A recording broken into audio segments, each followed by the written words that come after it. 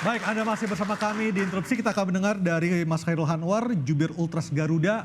Kondisi hingga saat ini, Clifford akhirnya sudah ditunjuk dan resmi dan tanggal 11 akan datang ke Jakarta. Komentar Anda, Mas Khairul. Ya, sebelumnya kami dari Ultras Garuda gitu kan. Pada prinsipnya siapapun pelatihnya, siapapun pemainnya, siapapun kepengurusan federasinya terbukti sejak berdirinya Ultras Garuda kita dukung gitu kan. Cuman yang jadi permasalahannya adalah ketika masyarakat menilai bahwa pemutusan hubungan kerja dengan STY ini kurang transparan seperti itu kan. Harusnya kan dijelaskan secara detail gitu kan. Mungkin ada etika yang mesti dijaga yang nggak semua di-share ke publik gitu kan. Tapi menurut saya biarkan itu publik yang menilai seperti itu. Agar kenapa? Jadi ketika mungkin federasi yang tadi Mas Gita bilang punya KPI, udah sampaikan aja KPI-nya seperti apa gitu kan, faktornya apa aja gitu kan. Di mana STY yang nggak bisa memenuhi seperti itu sebenarnya.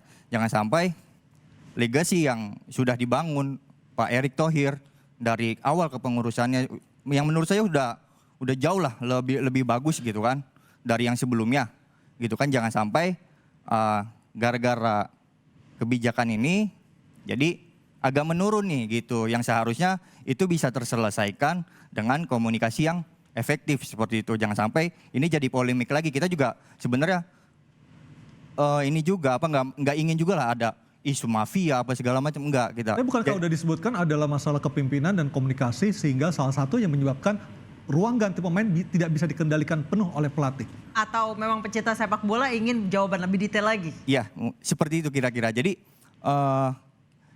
mungkin kita yang di supporter mengerti gitu kan, tapi kan yang di masyarakat Indonesia yang baru mulai mencintai sepak bola Indonesia khususnya dalam hal ini timnas, itu kan nggak semuanya mengerti. Mungkin ketika di-share ke publik secara resmi dengan statement-statement yang jelas, itu mungkin bisa menghilangkan polemik yang ada. Justru kami menyayangkan lah ketika Pak Erick Thohir digiring ke sana, digiring ke sini, itu kami menyayangkan gitu, karena itu nanti akan mungkin ya berpengaruh sama kinerja ke depannya, begitupun berpengaruh sama pelatih yang baru datang ini, Patrick Kluivert ini.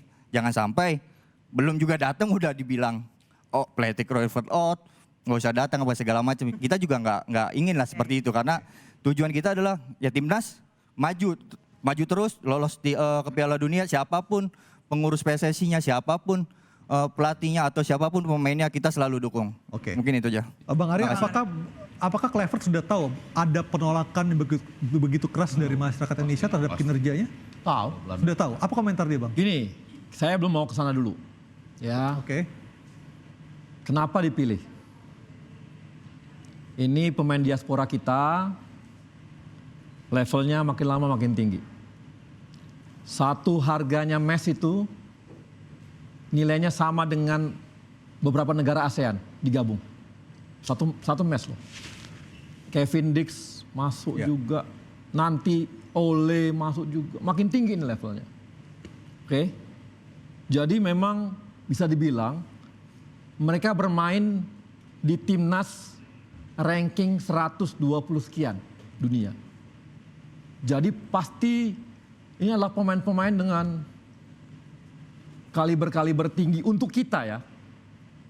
Untuk kita, itu perlu dikelola namanya emosi. Karena egonya juga tinggi ya? Pasti dong, nggak mungkin nggak. Ya, saya kasih contoh, Ancelotti di Madrid. Apakah dia jagoan teknik? Dia jagoan untuk menjaga emosi-emosi pemain dan mengelola ego-ego pemain. Dan dihormati. Dan dihormati. Teknisnya ada di bawah. Zidane misalnya. Nah, Pak Erick ini melihat bahwa kondisi pemain kita yang seperti ini, dicarilah pemain yang dianggap abangannya para pemain-pemain kita ini. Siapa abangannya? Saya rasa kalau yang namanya abangnya maksudnya. Abang-abangan. Kalau di wartawan ada namanya abang-abangan. Ya. Kalau abangan manggil, siap bang. Karena istilah abangan agak lain itu ya. Abangnya lah. Nah, Dia secara pemain, Iya. dia adalah pemain timnas legendnya Belanda. Kenapa legend? 72 kali main, capsnya 44 golnya. Dia adalah striker terbanyak mencetak gol di Belanda. Baru kemarin dikalahkan oleh yang dulu itu oleh Van Persie. Ini kondisi yang ada, ya. Dia main di Barcelona, dia main di AC Milan dan sebagainya. Ini bagi anak-anak Belanda idola, bos. Ya betul. Ini pemainnya idola betul dia. Jadi bisa jadi ini berdasarkan survei pemilihan ini, Bang. Bukan survei, kita kan tahu semua orang Belanda pasti ya namanya kayak kita lah dulu pemain Indonesia pasti Bambang Pamungkas pan diodalain. Sederhana itu. Iya. Nah, demikian juga seperti ini.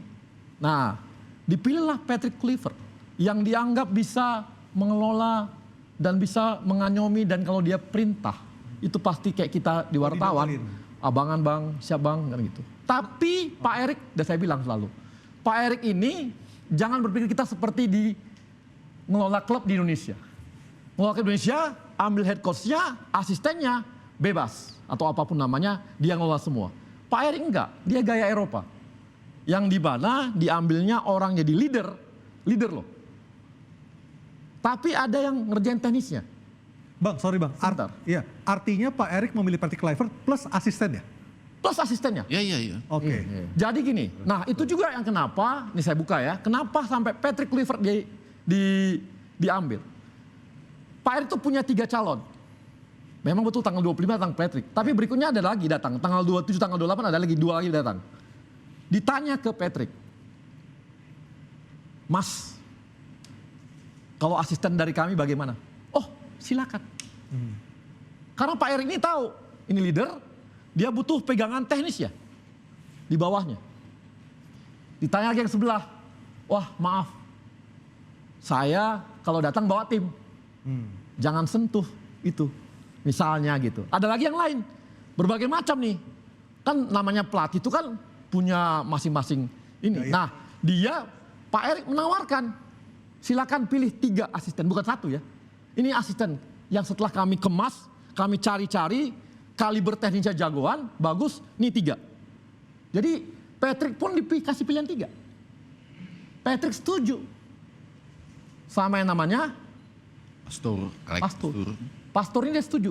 Pastor ini kalibernya, Ya, udah 3 klub Eropa, Belanda, Naik ke Liga 2 naik Eredivisie. Kemarin dia adalah pelatih Almer. Artinya pelatih Tom High ini. Dan jagoan ngelola semua. Demikian juga dengan Lajat. Sama nih. Jadi ini dipilih Pak Erik seperti itu. Jadi Pak Erik itu mengemas 3 gitu. Yang memang nggak ada dalam pasti kita ini. Kalau kita di Indonesia biasanya kalau klub pasti cuma mikir head coach-nya doang nih. karena udah paketan. Kalau kepaketan. Kalau ini enggak, dia kelola dengan seperti itu dan ini masukannya. Jadi inilah yang nanti diharapkan ya bisa membuat pemain-pemain kita dapat leader kuat. Ya kayak gue dulu lah, kan gue teknis nggak ngerti Aryo. Aku tapi jadi bosmu kan gitu. Kau kan tahu teknisnya, kau yang ngerjain. Tapi aku leadernya. Apakah aku nggak leader yang keren pada masa itu? Masih kau akui aku paling keren juga. Tapi Pada saat, sebentar bang, artinya, bagian interupsi loh ini. iya ya, artinya secara leader, pemimpin kita butuh leader seperti itu. Walaupun secara teknikal dibutuhkan pendamping-pendamping yang kuat.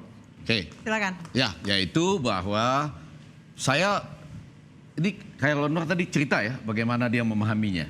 Sekarang udah paham betul kenapa federasi mengganti ST ya? Sudah paham betul? Paham. Yaitu? Udah puas belum? Enggak, alasan utamanya? Ya alasan utamanya secara teknis kan sudah disampaikan sama Bung Arya kan tadi. Ya artinya seharusnya itu yang Ya, disampaikan. kalau saya lebih ingin mengatakan Di awal. Pak Erik ingin mempertahankan solidnya para pemain kita bersama dengan pelatihnya. Itu yang saya tangkap ya sebagai komunikasi. Tapi kemudian kan muncul pertanyaan begini. Ini oke, sesuatu yang penting ya dalam sepak bola dengan berbagai pendirian orang terhadap itu. Nah, yang jadi pertanyaan kan sekarang apakah ini kan sama-sama nih. Kalau STY berlanjut, kita lolos nggak ke Piala Dunia? Mungkin. Sebaliknya, karena selisihnya kan cuma 1 dengan Australia di atas kita. Ya, sebaliknya kalau ini dipakai, dipilih gitu, jaminan lolosnya dari siapa? Nah kan sama-sama nih yang pertaruhan, karena itu tadi kita dukung, karena ini mengambil suatu keputusan yang sekali lagi tadi banyak Resikonya tidak besar, populer, Bang. resikonya besar, ditambah lagi dengan mungkin ada kompensasi dana yang harus dibayar dan lain sebagainya. Nah bagian ini yang masih menggantung tuh di para ini kan dia Ultras Garuda, kami Garuda Qatar dan lain-lain itu. Iya, kalau di Qatar kita Garuda lagi. Qatar udah bicara saya. Iya udah, Anda sudah bicara ya? Mereka udah nangkap? Hah? Udah nangkap ya. Ya memang itu bahwa kita ingin pemain itu lebih solid lah dengan pelatih, kurang lebih seperti itu kan. Enaknya menyatakannya kepada publik. Publik ke depan untuk mencapai target yang diharapkan setinggi-tingginya itu, kita ingin pemain kita lebih solid dengan pelatihnya, tidak hanya di ruang ganti, di lapangan juga, dalam suasana sehari-hari, di lagi makan malam juga dan lain sebagainya gitu ya. Nah, tetapi selalu masih ada pertanyaan tuh. Apa tuh? Yang jamin siapa nih gitu. Ya. Siapa yang bisa jamin, kita akan jawab usai jeda tetap. Nah, iya kan?